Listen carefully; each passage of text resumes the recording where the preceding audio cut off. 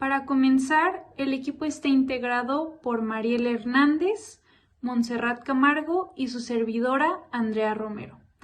El tema que hemos escogido es el de los trastornos parafílicos y la implicación que tiene la psicología en este tema, en relación con el diagnóstico, los tratamientos e investigaciones que se han realizado sobre este asunto.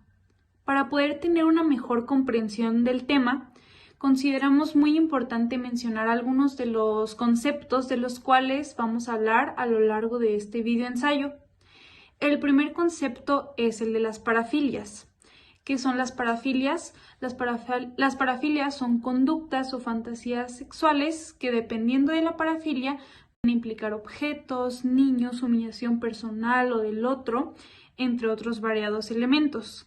Los trastornos parafílicos ya son diagnosticados por los médicos cuando estas parafilias ya generan angustia en las personas y les causan incomodidades, e incluso podemos notar que las capacidades para desarrollarse son menores y que afecta en todos los ámbitos sociales de estas personas.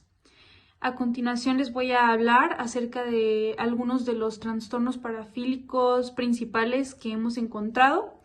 El primero es el de voyeurismo, que es el trastorno mental en el que las personas observan de manera a escondidas a otras personas que están parcialmente desnudas o en algún tipo de acto sexual. El exhibicionismo es cuando las personas muestran sus genitales a desconocidos y que estos desconocidos están desprevenidos. El frotteurismo consiste en tocar o frotar partes de tu cuerpo con el de otra persona cuando ésta no da el consentimiento. Existe también el fetichismo, que puede implicar objetos inanimados o partes del cuerpo que no necesariamente tienen relación con los genitales, como podrían ser los pies. También existe el travestismo, que es la excitación sexual por vestirte con ropa del sexo opuesto. Y por último tenemos la pedofilia, que es excitación o placer sexual por niños o jóvenes de un rango de edad de 8 a 12 años. De acuerdo con el Manual Diagnóstico y Estadístico de los Trastornos Mentales, para que una persona pueda ser diagnosticada con trastornos parafílicos, es necesario que tenga un mínimo de 6 meses de estos pensamientos, estas fantasías sexuales, e incluso estos comportamientos provocan malestares clínicos y podemos observar un deterioro en cuanto a lo social del individuo. Como lo mencionaba previamente, las personas ya se encuentran afectadas y esto tiene un reflejo en los ámbitos en los cuales ellos desarrollan sus actividades cotidianas. En este tema hemos encontrado 3 controversias principales. La primera es que estos comportamientos varían en las culturas, de una cultura a otra. Un ejemplo de esto es que en la cultura occidental está mal visto que un hombre mayor mantenga relaciones sexuales con una chica menor. En cambio, en culturas gitanas, esto es completamente normal y está aceptado por la sociedad.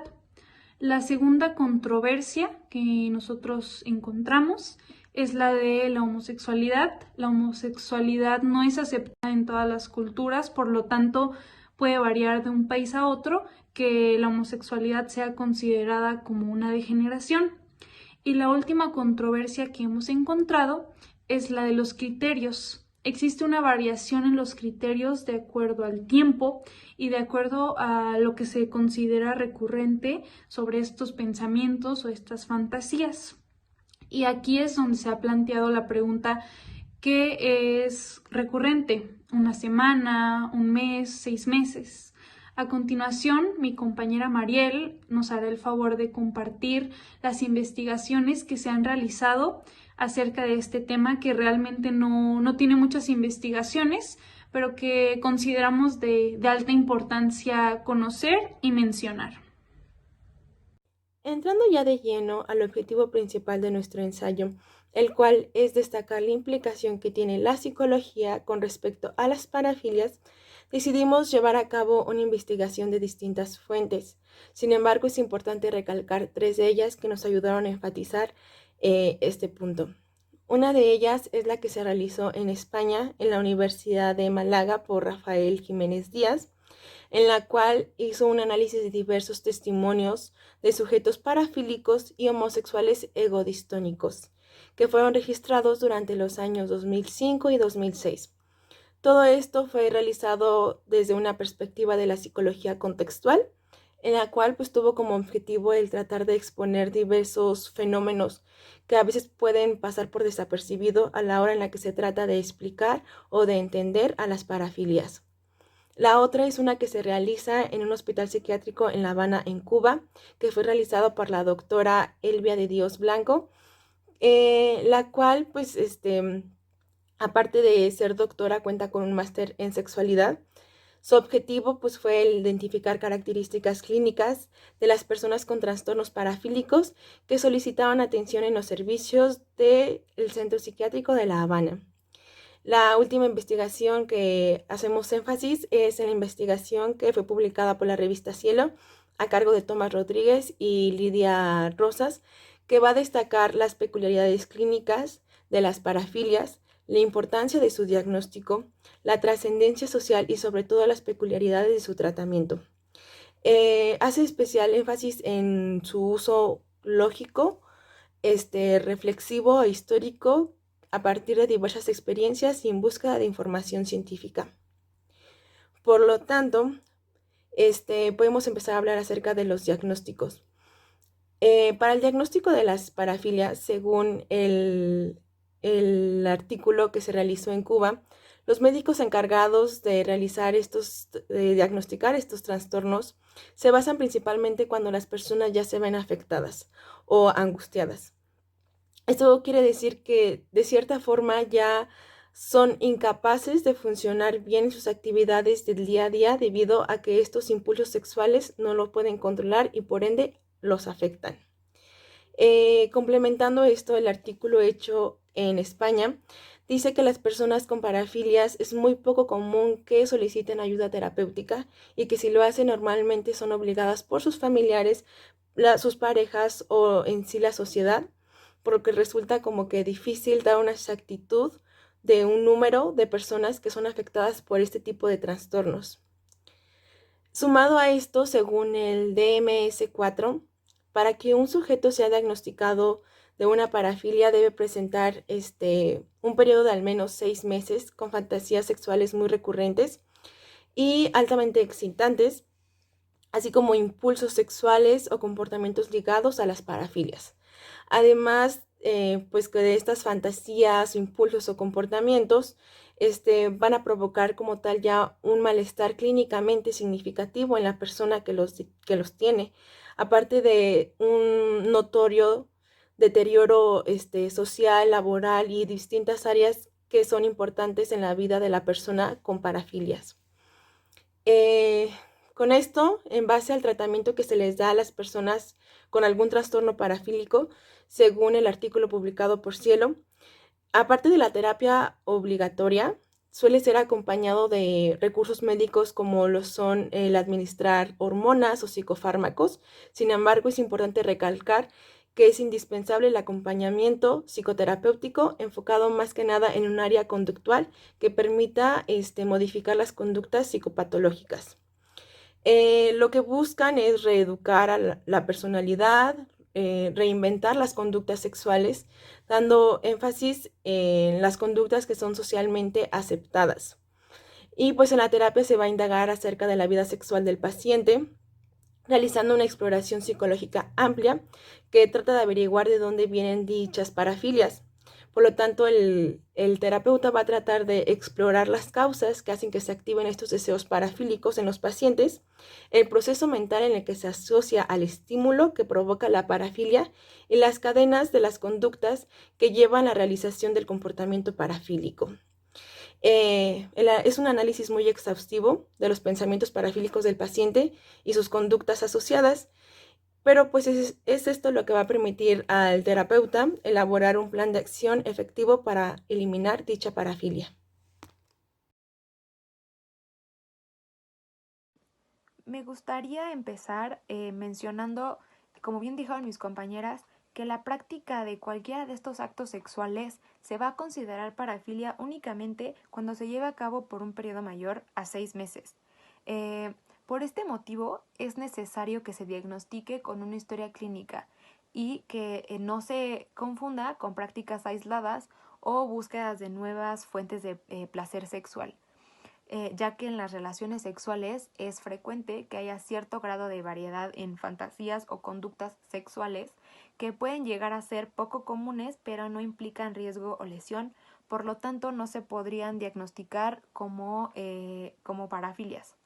Se puede llegar a una práctica sexual segura, no importando qué descomunal sea, siempre y cuando las personas sean conscientes de los términos o límites de esta. Pero es una realidad que los trastornos parafílicos pueden perjudicar gravemente la capacidad de mantener una relación sexual o una relación recíprocamente afectiva.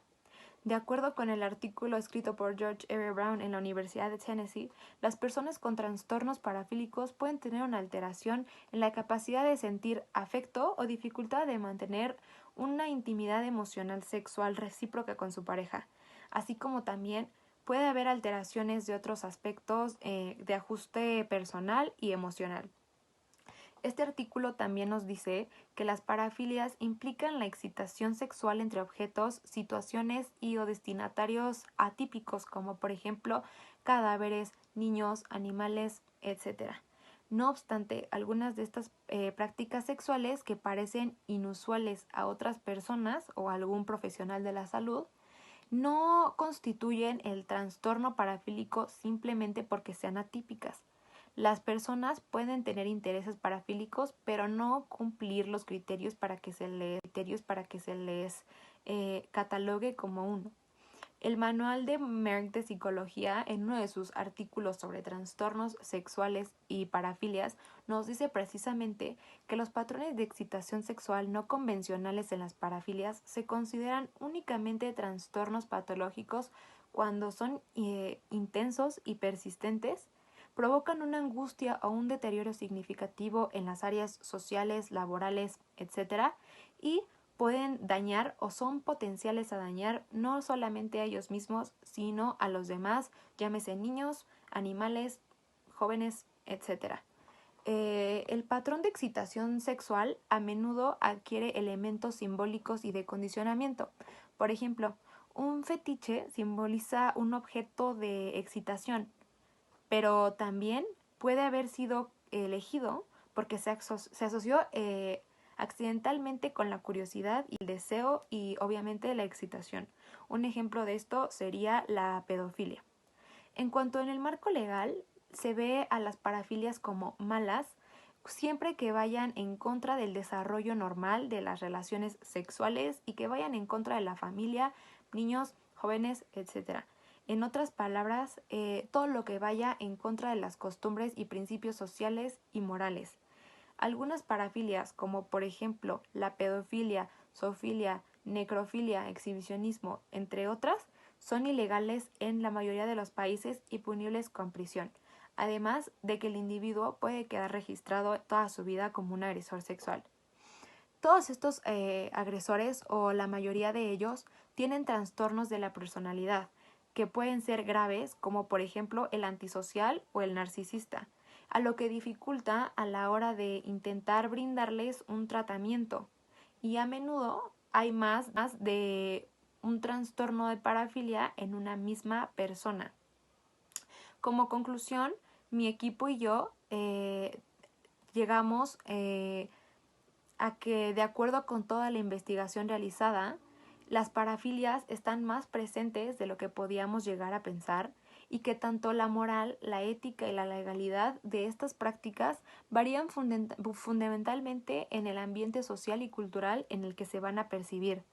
Sin embargo, y desgraciadamente, las personas no suelen atenderse a menos de que haya una presión sociocultural, ya sea por parte de la ley, de la familia, de la pareja, amigos, etc. Y es importante quitarnos la idea de las parafilias como un tabú y tomarlo como lo que realmente es, y así salir de este tema de desinformación para evitar caer en prejuicios o ideas erróneas sobre este tema que sin duda es más común de lo que creemos y aún nos falta muchísimo por explorar.